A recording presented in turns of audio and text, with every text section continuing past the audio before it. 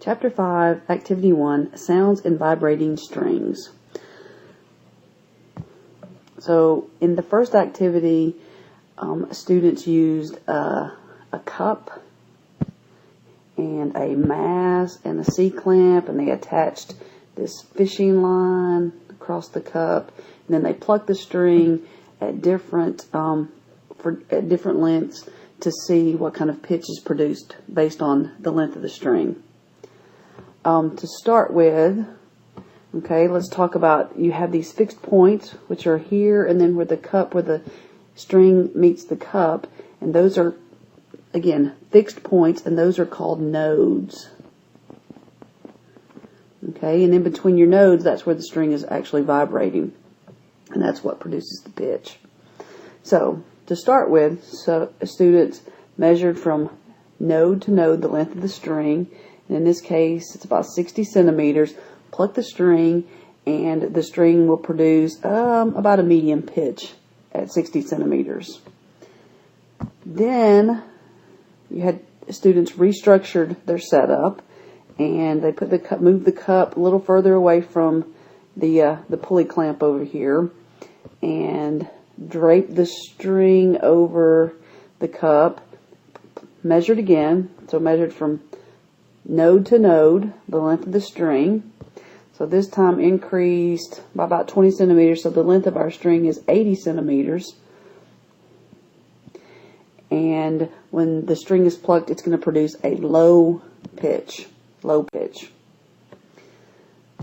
Then, one more adjustment. So we'll move the cup so that the string is much shorter. Okay, same thing. Going to drape the string over the cup and measure from node to node. So pulley clamp to the cup, measure the distance there. It's about, we'll say 30 centimeters. Okay, and this time when the string is plucked between, for the part of the string that measures 30 centimeters, you're going to have a high pitch.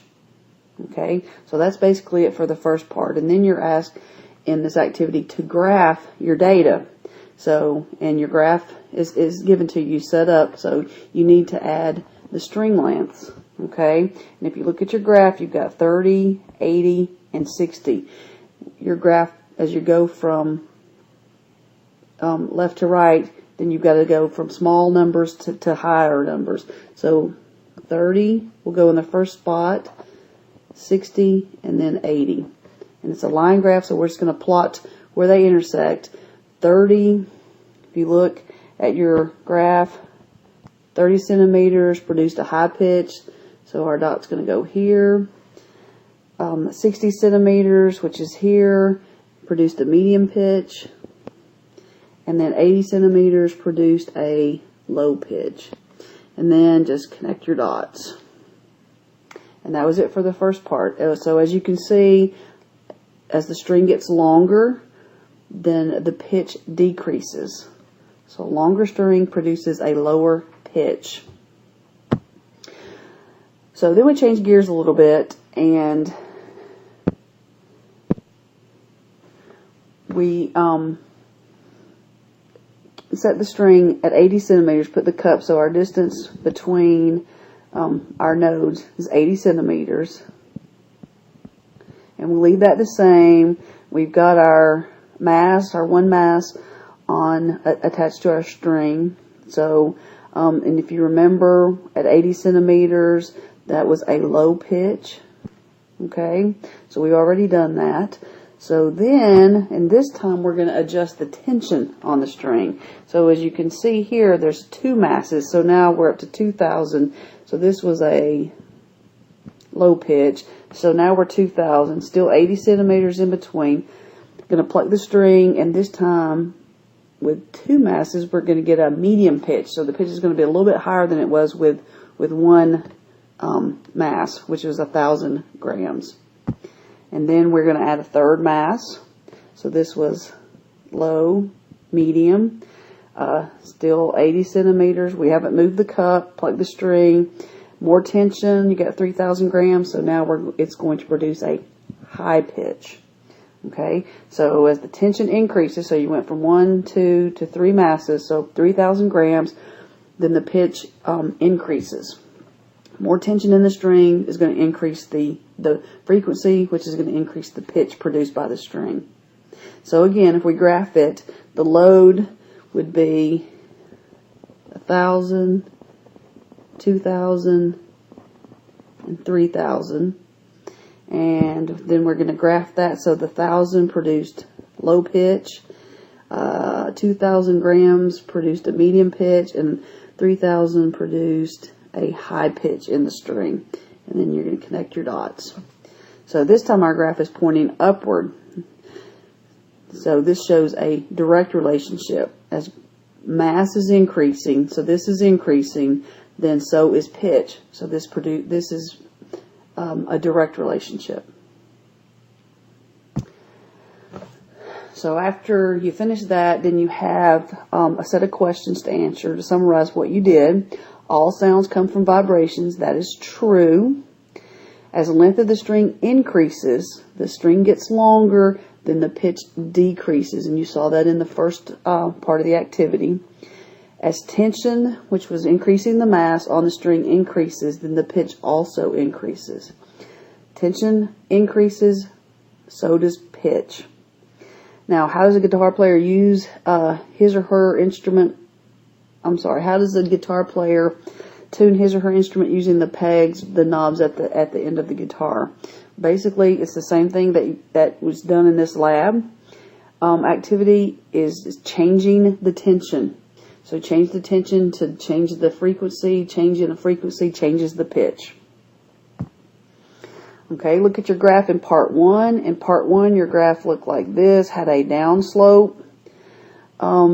So as the length of the string, this was length, this was pitch. So as the length of the string increased, then the pitch decreased, which your graph shows. So that would be a inverse relationship. In part 2, graph looked different. Okay, this was the mass, and this was the pitch on the y-axis, and your slope was going upward. So that would be a direct relationship. 9 asks you to draw a standing wave.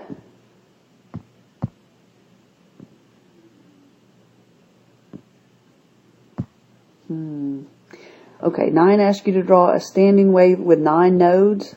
Nodes are just the points where they cross. So we can start out with our nodes. So 1, 2, 3, 4, 5, 6, 7, 8. We'll put our 9th one over here. Okay, so your standing wave is going to go through those points. It's going to look like this. And then your standing wave is going to go back so hits the end here, and then it's going to bounce back and go in back to where it came from. So going back through the string. So what you end up with is these points where it looks like the wave's not moving. Okay, these are called your nodes. And then you have these points where the wave looks like that it's spread out the whole time. These are called the antinodes. So nodes here, and this is antinodes. And that would be 9. And yes, you count the ends. So the higher the pitch, the higher the frequency. And number 8, the length of the string between the two nodes, the C clamp and the pulley in this case, is half of the wavelength. That's important. Half of the wavelength of the standing wave produced during the activity. So the wave travels down the length of the string and is reflected back. If the length of the string is 90 centimeters, so from the pulley clamp to the cup, if this distance is 90 centimeters, what is the wavelength? If you read the question, the string is half of the wavelength. So if this is 90 centimeters, okay, to make the whole wave, you've got to have another 90 centimeters because this is half. You got to have another half. So you end up with 180 centimeters. So basically your wave would look like this, the wavelength that's produced.